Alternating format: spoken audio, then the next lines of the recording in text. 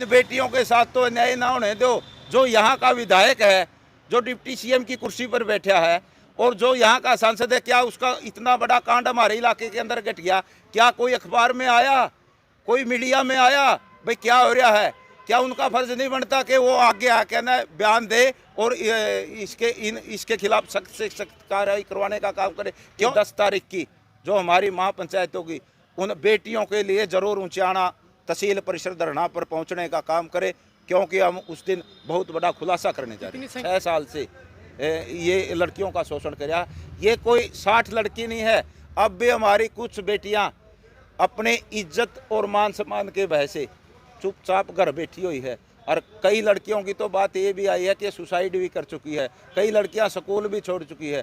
इतनी बड़ी तानाशाही थी। और जिन भी जो इसके स्टाफ के मेंबर थे, बहुत सारे स्टाफ के मेंबरों ने आवाज़ भी उठाने का काम किया है लड़कियों का शोषण दिखाने का, लेकिन उनकी आवाज़ को दबा दिया गया।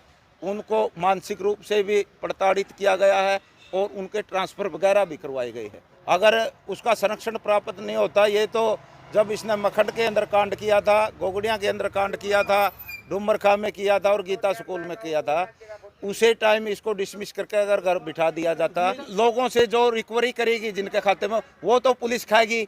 और जो पटवारी से रिकवरी करी गई वो दिखा दी। जो पैसे खाए गए वो क्या कहाँ है? इसी प्रकार हमें शंका है उन्हीं राजनेताओं का उस घोटाले में भी हाथ था और उन्हीं राजनेताओं का इसके अंदर भी हाथ है।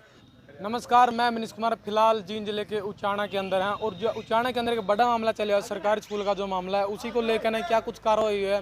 क्योंकि जो 60 लड़कियों का मामला सामने था कि प्रिंसिपल छेड़छाड़ का जो मामला सामने आया था, गिरफ्तार कर लिया है। तो अभी क्या कुछ कार्रवाई चल रही है, तो किसान नेता जादपाला जो हमारे साथ, इनसे बातचीत करांगे। पूरा मामला क्या कुछ है, क्या कुछ मामले अभी तक चल रहा है। प्रधान जी राम राम। राम राम जी, आपको और आपके दर्शकों को नमस्कार। प्रधान जी, जो स्कूल का प्रिंसिपल है और जो लड़कियों का मामला सामने आया था, उसमें प्रिंसिपल को गिरफ्तार भी कर लिया, तो क्या कुछ मामला सामने आ रहा है? देखो, गिरफ्तार तो कर लिया, लेकिन हमें शंका कि सरकार उसके बचाव में लग रही है। जो यहाँ का एक राजनेता है, बहुत बड़ा राजनेता है, पूर्व केंद्रीय मंत्री भी रहा है, उसका संरक्षण उसको प्राप्त है और वो नहीं चाहता कि इस पर किसी भी प्रकार की कार्रवाई हो। अगर उसका संरक्षण प्राप्त नहीं होता, ये तो जब इसने मखट के अंदर कांड किया था, गोगड़िया के अंदर कांड किया था, डुमरखा में किया था और गीता स्कूल में किया था, उसे टाइम इसको डिसमिस करके अगर घर बिठा दिया जाता। गीता स्कूल तो जी प्राइवेट स्कूल है। हाँ, प्राइवेट स्कूल है, लेकिन जब ये सरकारी टीचर लगने से पहले गीता स्कूल में पढ़ाता था, तो वहाँ पर भी इसका अच्छा रिकॉर्ड नहीं रहा है। तो इसने गीता स्कूल से, जब ये प्राइवेट टीचर था, उसी टाइम से इसकी गलत हरकत है। अगर ये सरकारी लगाया भी उसे राजनेता ने था और इसको संरक्षण भी उसी राजनेता का प्राप्त है। और आज ये जो मामला आया है, नहीं तो इसको 28 अक्टूबर को इसको क्यों नहीं गिरफ्तार किया पुलिस ने? इसके पीछे भी कारण है कि जब FIR दर्ज होगी थी, सारे सबूत, सारे सक्सेस बयान इसके खिलाफ आ गए थे, तो इसको उसी राजनेता ने बचाने का काम किया। 28 से जब 4 नवंबर के बाद जब ये मामला अखबारों की सुर्खियां बन गया, ये मामला हमारे यहाँ धरने से हमने उठा लिया इसको, हमारी बहू बेटियों की इज्जत को देखते हुए। तो जब जाके ने इस पर पुलिस हरकत में आई है, महिला आयोग ने इस पर संज्ञान लेने का काम किया है, जब जाके ने 4 नवंबर को इसको गिरफ्तार किया गया। 4 नवंबर से और 28 अक्टूबर के बीच में ये किस राजनेता के पास रुकिया हुआ था, ये भी एक्सपर्सन है। उस राजनेता के ऊपर भी 216 का मुकदमा दर्ज होना चाहिए जिसने संरक्षण प्राप्त किया है।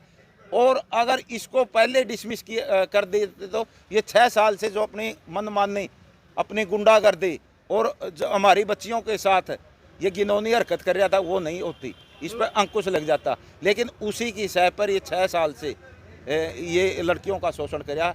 ये कोई 60 लड़की नहीं है। अब भी हमारी कुछ बेटियां अपने इज्जत और मान सम्मान के भय से चुपचाप घर बैठी हुई है। और कई लड़कियों की तो बात ये भी आई है कि सुसाइड भी कर चुकी है। कई लड़कियां स्कूल भी छोड़ चुकी है।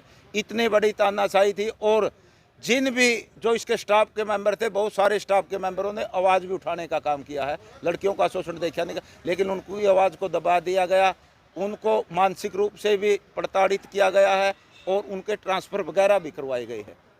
इसलिए अब हमारी मांग है कि जिस राजनेता का संरक्षण प्राप्त था उसको, और जो इसके सहयोगी रहे हैं टीचर, उनको भी साथ में सरकार गिरफ्तार करने का काम करे, वरना हम 10 तारीख को यहाँ धरने पर खाप पंचायतों की, किसान संगठनों की और सामाजिक संगठनों की बहुत बड़ी पंचायत बुलाएंगे और उसमें हर एक चीज़ का खुलासा करने का काम करेंगे। SIT गठित करी गई, जो DSP साहब का बयान भी आया कि अभी जो बात कार्रवाई कराएंगे, और जो भी मतलब अगर रिमांड पर लेनी तो रिमांड पर भी ले होंगे।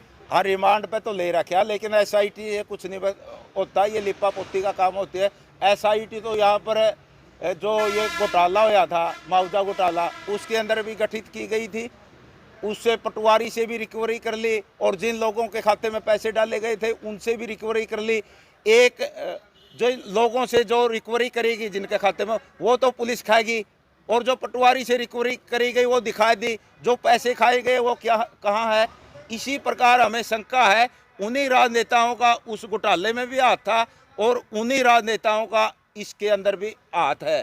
हमें पूरी शंका है, पुलिस लिपापोती करना चाहती है, इसलिए हमें पुलिस प्रशासन को चेतावनी देते हैं कि इसमें निष्पक्ष जांच करिए।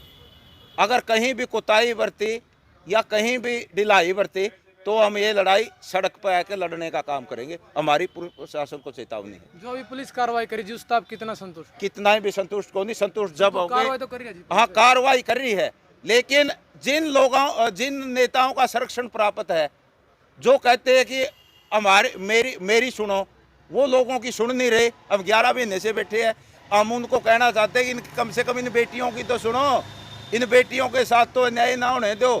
जो यहाँ का विधायक है, जो डिप्टी CM की कुर्सी पर बैठा है और जो यहाँ का सांसद है, क्या उसका इतना बड़ा कांड हमारे इलाके के अंदर घट गया? क्या कोई अखबार में आया, कोई मीडिया में आया? भाई क्या हो रहा है?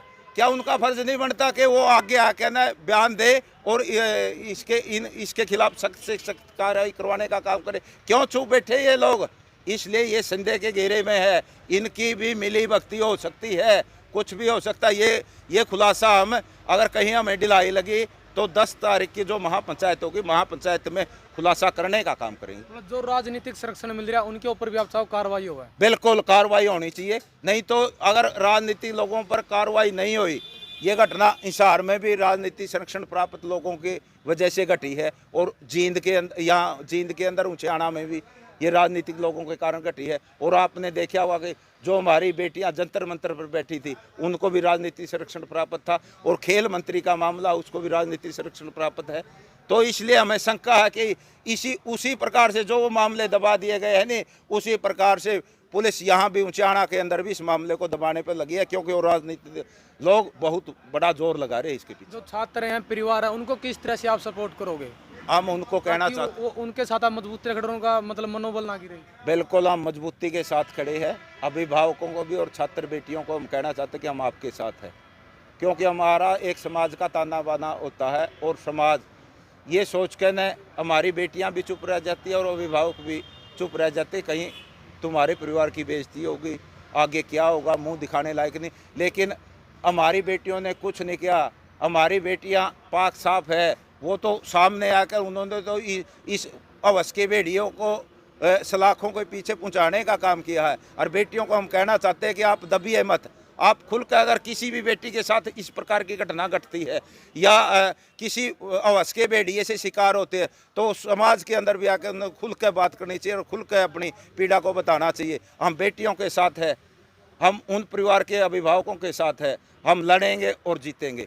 और ये लड़ाई हमारी, अगर सरकार ने कहीं लिपे पोती करने की कोशिश करी तो हम जरूर सड़क पे आकर लड़ेंगे।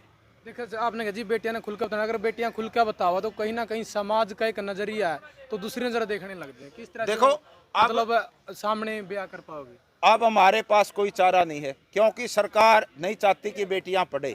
बेटियों से 2 घर सुधरते थे, एक पीर का जहाँ पर जन्म लेती है और एक सासरा जहाँ पर ब्याह शादी करके जाती है।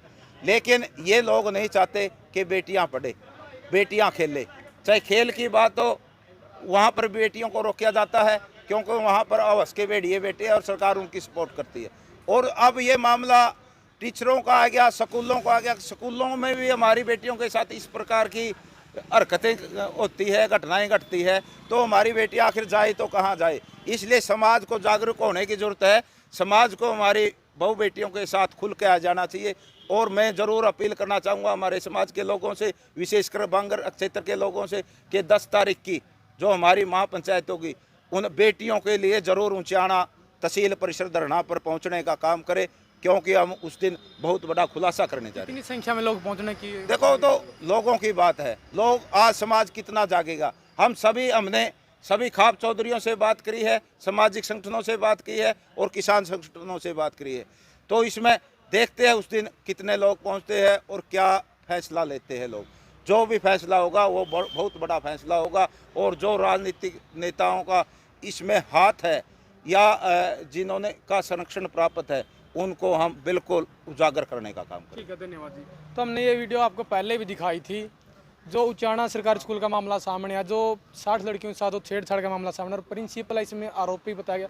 तो प्रिंसिपल को गिरफ्तार भी कर लिया, लेकिन किसान है जो उससे संतुष्ट नहीं है, क्योंकि किसी राजनेता के बताया गया कि उनका संरक्षण उनको मिल रहा है और जो कार्रवाई कर रही है उससे हम संतुष्ट नहीं। पुलिस कार्रवाई कर रही है, क्योंकि जो SIT गठित करी थी, प्रिंसिपल को गिरफ्तार कर लिया है और रिमांड पर भी लिया गया है। तो आपने अपने राय जो कमेंट बॉक्स में देनी और इस वीडियो को ज़्यादा से ज़्यादा शेयर करना। ओके दोस्तों, मिलेंगे नेक्स्ट टाइम।